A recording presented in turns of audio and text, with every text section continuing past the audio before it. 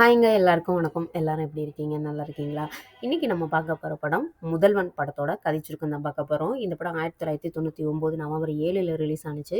இந்த படத்துடைய director Shankar and music director A.R.. Rahman.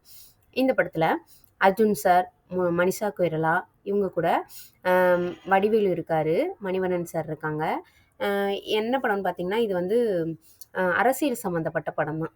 எப்படின்னா, அ அர்ஜுன் சார் வந்து எப்படி இருப்பாருன்னா, ஒரு நார்மலான ஒரு ரிப்போர்ட்டரா ஒர்க் பண்ணிக்கிட்டு இருப்பாரு. ஃபோட்டோகிராஃபிலாம் எடுக்கிறது, அத பத்தின நியூஸ் போடுறது, அந்த மாதிரி வேலையெல்லாம் அவர் வந்து பார்த்துட்ருப்பாரு.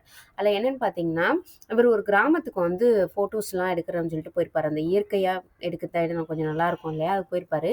போயிருக்கும்போது தான் மனிஷா கொய்ராலாவ வந்து பார்ப்பாங்க. அப்ப வந்து அவங்க வந்து பாட்டு ஒண்ணு பாடிக்கிட்டு அவங்க அப்பாவுக்கு வந்து பழைய சோறு எடுத்துக்கிட்டு போய்கிட்டு இருப்பாங்க. வயல்ல வேலை பார்க்குறவங்களுக்கு. இந்த பாட்டு தான். "உளுந்து விதைக்கையிலே, சுத்தி ஊத காத்து அடிக்கையிலே" அப்படின்னு சொல்லிட்டு அழகா பாடிக்கிட்டு போய்க்கிட்டு இருப்பாங்க. அவங்க பாடியிருக்கிறது நல்லா தான் இருக்கும். நான் பாடுறது தான் கொஞ்சம் கேவலமா இருக்கும். கொஞ்சம் இல்ல ரொம்பவே. எனக்கு பாட்டெல்லாம் ஒண்ணும் அவ்வளவா வராதுங்க. என்னன்னு பார்த்தீங்கன்னா, இவர் வந்து அவங்கள பார்த்தோன்னே இவருக்கு வந்து ரொம்பவே பிடிச்சு போயிரும். அவங்கள அழகழகா ஃபோட்டோஸ்லாம் எடுத்து வச்சிருப்பாரு. அப்போ பார்த்தீங்கன்னா, இவங்க ஊர்லயே ஏதோ ஒரு தண்ணி ஏதோ ஒரு பிரச்சனை வருது அப்படின்னு சொல்லிட்டு, கம்ப்ளைண்ட் பண்றதுக்காண்டி நெறைய வில்லேஜஸ்லாம் வந்துட்டு கம்ப்ளைண்ட் பண்ணிட்டு இருப்பாங்க. அப்ப இவங்க தான் மனிஷா கொய்ராலாவும் முன்னாடி வந்துட்டு பேசுவாங்க. இப்படி இப்படி இது வந்து இதா இருக்கு. நீங்க வந்து எங்க ஊருக்கு வந்து இப்படிலாம் செஞ்சு குடுங்க அப்படின்னு சொல்லிட்டு சொல்லிக்கிட்டு அழுவாங்க. அப்பயும் ஃபோட்டோ எடுத்து வச்சிருப்பாரு. அப்போ கொஞ்ச நாள் கழிச்சுட்டு அவர் அந்த கிராமத்துக்கு போவாரு. போகும்போது மனிஷா கொய்ராலாட்ட ஒரு சோளக்காட்டு பொம்மை இருக்கு இல்லையா? அது பின்னாடி போய் நின்டுக்கிட்டு, "ஏய் நில்லு! உன்னை எனக்கு ரொம்ப பிடிச்சிருக்கு அது இதுன்னு" சொல்லி பேசுவாரு. இவங்க வந்து பயந்துருவாங்க ஃபர்ஸ்ட்டு. அப்புறமா தான் யாரோ பின்னாடி நின்டு பேசுறாங்க அப்படின்றது தெரிய வரும். அதுக்கப்புறமா பேச மாட்டேன்னு சொல்லி ஓடும்போது, "இல்ல நான் உன்னைய அழகா ஃபோட்டோ எடுத்து வச்சிருக்கேன் பாரேன்" அப்படின்னு சொல்லும்போது, அந்த அழுமூஞ்சியோட இருந்த ஃபோட்டோஸ்லாம் ஃபர்ஸ்ட்டு காமிப்பாரு. இவங்க "ஐயா நல்லாவே இல்ல, அழுமூஞ்சியா இருக்குன்னு" சொல்லுவாங்க. அதுக்கப்புறம் அவங்கள நார்மலா ஃபோட்டோஸ்லாம் எடுத்திருப்பாங்க இல்லையா? அதெல்லாம் எடுத்து காமிப்பாரு. அதோட பார்த்தீங்கன்னா 2 பேரும் லவ் பண்ண ஆரம்பிச்சுருவாங்க. இது வந்து மனிஷா கொய்ராலாவோட அப்பாவா இருக்கக்கூடிய விஜயகுமார் அவருக்கு வந்து தெரியாது. இது பாட்டுல இப்படி போயிட்டுருக்கும். என்னன்னு பார்த்தீங்கன்னா, இவரு வந்து ஒரு சேனல்ல தானே ஒர்க் பண்ணிக்கிட்டு இருப்பாரு. அந்த சேனல்ல வந்து சிஎம்ம வந்து இன்டர்வியூ பண்ண போறோம் அப்படின்னு சொல்லிட்டு பண்ண போவாங்க. அப்ப பார்த்தீங்கன்னா, இன்டர்வியூ பண்றவரு வந்திருக்க மாட்டாரு. அதனால அர்ஜுன வந்து போய் இன்டர்வியூ பண்ண சொல்லுவாங்க. ஃபர்ஸ்ட்டு அவரு யோசிப்பாரு. அதுக்கப்புறம் சரி அப்படின்னு சொல்லிட்டு கோட் ஷூட்லாம் மாட்டிட்டு போய் எடுக்க போவாரு. என்னன்னு பார்த்தீங்கன்னா, நியூஸ் சேனல பொறுத்தளவு என்னன்னா, யாரு வந்தாலும் அவங்களுக்கு எதிரா ஏதாவது கேள்வி கேட்டா அவங்க வாய புடுங்கி நியூஸ் போடுறது தானே வேலையே. அந்த மாரி வேல தான் பார்ப்பாங்க. அப்ப ரகுவரன் அவர் தான் வந்து சிஎம்மா இருப்பாரு. அப்ப அவர்கிட்ட வந்துட்டு ஒவ்வொரு கேள்வியா கேட்டுட்டே இருப்பாங்க. அவருக்கு கொஞ்சம் இரிட்டேட் ஆகுற மாரி கொஸ்டினா இருக்கவும், எதிர்க்கட்சியில நீ எவ்வளோ வாங்குன? என்கிட்ட இப்படிலாம் கொஸ்டின் கேட்குற அப்படின்னு சொல்லி கேட்பாரு. அப்ப அர்ஜுன் கேட்பாரு, நீங்க எதிர்க்கட்சியா இருந்தா எவ்வளோ குடுத்துருப்பீங்க? அப்படின்னு சொல்லி கேட்பாரு.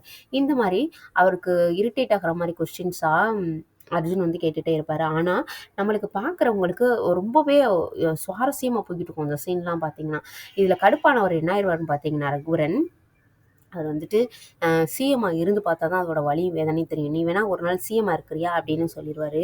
அதுக்கு வந்து சட்டத்துல சாத்தியம் இருக்கு அப்படின்னா, நான் வந்து இருக்கேன் அப்படின்னு வேற சொல்லிருவாரு. இதுல என்னன்னா, மக்கள் சைடு பயங்கரமான ஆதரவு வந்துரும் அர்ஜுன் சாருக்கு. அப்போ ஒரு நாள் சிஎம்மா இருக்கலாம் அப்படின்றது சட்டத்திலயும் இடம் இருக்குன்றதுனால, இவருடைய சிஎம் பதவிய குடுத்துட்டு அர்ஜுன் சாருக்கு வந்து குடுத்துருவாரு. ஸோ அவர் வந்து ஒரு நாளைக்கு மட்டும் தான் சிஎம்மா இருக்க முடியும். நைட்டு 12:01க்கு ஆரம்பிச்சு, திருப்பி அதே 12 மணிக்கு நைட்டு 12 மணிக்கு முடிச்சிரணும். அந்த மாதிரி தான். இவர் உள்ள நுழைஞ்சோனே என்ன பண்ணுவாருன்னு பார்த்தீங்கன்னா, சட்டத்தில எந்தெந்த இதில இப்ப ரேஷன் சம்மந்தப்பட்டதா இருக்கட்டும், போக்குவரத்துன்னு நெறைய துறைகள் இருக்கு இல்லையா? அந்த துறைகள்ல ஒவ்வொரு இதுலயும் போயிட்டு என்னென்ன பிரச்சனைகள்லாம் இருக்கு, அதுக்கெல்லாம் யார் யார் அந்த பிரச்சனைகள் வர காரணம், இடையில இருந்துட்டு மக்களுக்கு நல்ல அதாவது அரசாங்கம் கொடுக்கக்கூடிய திட்டங்கள் ஃபுல்லா கரெக்ட்டா போய் சென்றடையாம தடுக்கிறதெல்லாம் யாரு? அப்படின்னு சொல்லிட்டு நெறைய விஷயங்கள இது பண்ணுவாரு. அப்ப பார்த்தீங்கன்னா, ஏகப்பட்ட பேர அவர் வந்து ராஜினாமா பண்ண வேண்டியதா இருக்கும். ராஜினாமா இல்ல. அது என்னது? வேலைய விட்டு தூக்க வேண்டியதா இருக்கும். அப்போ நெறைய பேர வந்து சீட்டு கிழிச்சு குடுத்து விட்டுருவாரு. ராஜினாமா தானே அதுக்கு பேரு? ஆமா. அப்ப நெறைய பேர வந்து சீட்டு கிழிச்சு குடுத்து விட்டுருவாரு பார்த்துக்கோங்க. அதுல என்ன ஆயிரும் பார்த்தீங்கன்னா, நெறைய பேருக்கு வந்து புதுசா வந்து வேல போடுற மாரி ஒரு சிச்சுவேஷன் இருக்கும். இன்னொன்னு வந்து இந்த பொம்பள பிள்ளைங்கள டீஸ் பண்றது, அந்த மாரி வேலைகள்ல ஈடுபடும்போது, போலீஸ்காரங்களும் இந்த வேடிக்கை பார்த்துக்கிட்டு இருக்கிறது, அந்த மாரி பண்ணாம, அவங்களுக்குமே சீட்டு கிழிச்சு குடுத்து விட்டுறாரு. அப்ப இவர் வந்து சிஎம்மா இருந்தாலும், ஒரு நாள் சிஎம்மா இருந்தாலும் வந்துட்டு கரெக்ட்டா வேலைகள் எல்லாம் பார்த்துட்டு இருப்பாரு. அப்ப என்ன ஆயிரும் பார்த்தீங்கன்னா, மக்கள் மத்தியில இவருக்கு ஆதரவு வந்து அதிகமாயிரும். அப்ப ரகுவரனுக்கு இது பிடிக்காது இல்லையா? ஏன்னா அவர் தான் சிஎம்மா இருக்காரு. எங்க நம்மளுடைய பதவி வந்து பறி போயிருமோ, நம்மளுக்கு கெட்ட பேர் வந்துருமோ அப்படின்னு சொல்லிட்டு, முதல்வனா இருந்து அன்னைக்குன்னு அந்த சீட்டை இது பண்ணிட்டு போறதுக்குள்ள அவரை என்ன பாடுபடுத்துவாங்க தெரியுமா? அவரை வந்து ட்ரெஸ்ஸே இல்லாம ரோட்ல வந்து ஓட விடுவாங்க. அந்த அளவுக்கு அவரை பாடாப்படுத்தி எடுப்பாங்க. ட்ரெஸ் எல்லாம் பெட்ரோல் ஊத்தி கொளுத்தி விடுறது, அதில தான் அவரு கழட்டி போட்டுட்டு ஓடுவாரு. அந்த படத்தோடைய ஐகானிக் இமேஜே வந்துட்டு, அவர் அந்த சேர்ல முங்கி அவரோட ஃபேஸ காமிக்கிறது தான் இந்த படத்தோடைய ஐகானிக்கே. அதாவது இந்த படத்துல என்னன்னா, கெட்டது பண்றவங்கள போய் எதிர்த்து கேட்டா, இப்படிதான் பண்ணுவாங்க. நல்லவங்களா இருந்தா இப்படிதான் ட்ரெஸ்ஸே இல்லாம கூட ஓட விடுவாங்க போல. அந்த மாரி தான் அந்த படத்துல வந்து காமிச்சிருப்பாங்க. என்ன ஆயிரும்னா, இவர் வந்து அவருடைய வேலை என்ன, ஒரு நாள் சிஎம் தான். அவரால முடிஞ்ச அளவுக்கு சூப்பரா ஒரு சிஎம்மா இருந்துட்டு போவார் அந்த ஒரு நாள். என்ன ஆயிரும்னு பார்த்தீங்கன்னா, அடுத்த எலெக்ஷன் வரும்போது இவர் தான் சிஎம்மா இருக்கணும்னு சொல்லிட்டு மக்கள் மத்தியில பயங்கரமான ஒரு அவருக்கு ஆதரவு வந்துரும். அப்ப ரகுவரனுக்கு வந்து இது பிடிக்காது இல்லையா? ஏன்னா ரகுவரன் வந்துட்டு ஜாதி ரீதியாகவும் மத ரீதியாகவும் அரசியல் பண்ணிக்கிட்டு இருப்பார். அப்படி இருக்கும்போது எல்லா மக்களுக்கும் சமமான ஒரு அரசியலை கொடுத்ததுனால இப்போ இவரை வந்து ரொம்ப பிடிக்க ஆரம்பிச்சிருச்சு அப்படின்னு. அதுக்கப்புறம் படுபயங்கரமான ஒரு இதெல்லாம் பண்ணிக்கிட்டு இருப்பாங்க. என்ன ஆயிடுன்னு பார்த்தீங்கன்னா, வீட்டுக்கு வந்து குண்டு வச்சிருவாங்கன்னு நினைக்கிறேன். அதில் அவங்க ரகுவரனோடைய அப்பா வந்து இறந்து போயிடுவார். அதுலலாம் ரொம்பவே டென்ஷன் ஆயிடுவார் ரகுவரன். என்ன ஆயிடுன்னு பார்த்தீங்கன்னா, அவரே சிஎம்மாவும் ஆயிடுவார். இதுக்கு இடையில இவங்களோட லவ்ஸும் வந்து பயங்கரமாக போய்கிட்டு இருக்கும். விஜயகுமார் சாரும் வந்து அதுக்கப்புறமா ஒத்துக்குருவாரு. 2 பேரும் லாஸ்ட்ல சேர்ற மாரி காமிப்பாங்க.